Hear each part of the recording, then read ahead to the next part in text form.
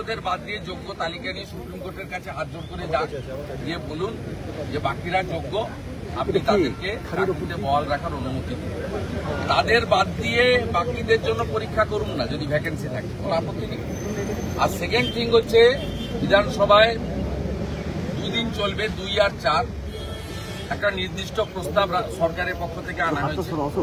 আমাদের calling attention mention রাখা হয়নি, যেখানে আপনাদের বিষয়টা আমরা তুলে ধরতে পারি অফিসিয়ালি। সেই কারণে আমরা আপনাদের কাছে কথা দিচ্ছি, অপোজিশন একটা চিঠি স্পিকারকে দিচ্ছেন যে স্পিকার সরকারকে অনুরোধ করুক যোগ্য শিক্ষক যারা আছেন অযোগ্য বাদ দিয়ে তাদের প্রত্যেকের চাকরি বহাল রাখার বিষয়ে। দেখুন, গণতন্ত্রে ল মেকার বা সাংবিধানিক বডি নির্বাচিত প্রতিনিধিরাই সবচেয়ে ফাইনাল।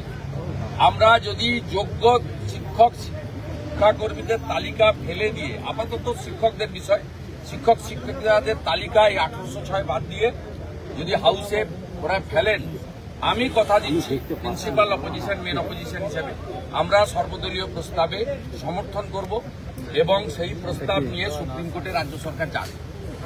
যে পশ্চিমবঙ্গে একটা এক্সেপশন ঘটনা ঘটেছে, যোগ্য শিক্ষক শিক্ষিকাদের বাঁচানোর জন্য রাজনীতির রং ভুলে রাজনীতির ঊর্ধ্বে উঠে আজকে শাসক এবং বিরোধীরা যৌথভাবে এই 15,000 শিক্ষক শিক্ষিকার চাকরি বহালের পক্ষে সর্বসম্মত সিদ্ধান্ত বিধানসভা থেকে নিয়েছে। অযোগ্য যখন বাদ হয়ে গেছে, ভেজাল বাদ হয়ে গেছে, তাহলে আসলটাকে নিয়ে কেন হবে? আমি তো দুটো স্পেসিফিক প্রস্তাব দিচ্ছি। মনোজ পন্ত তিনি রাজ্য সরকারের পক্ষে সুপ্রিম কোর্টে যান, আর এখানে বিধানসভায় সর্বদলীয় প্রস্তাব আনুক যোগ্যদের পক্ষে চাকরি বহালের জন্য।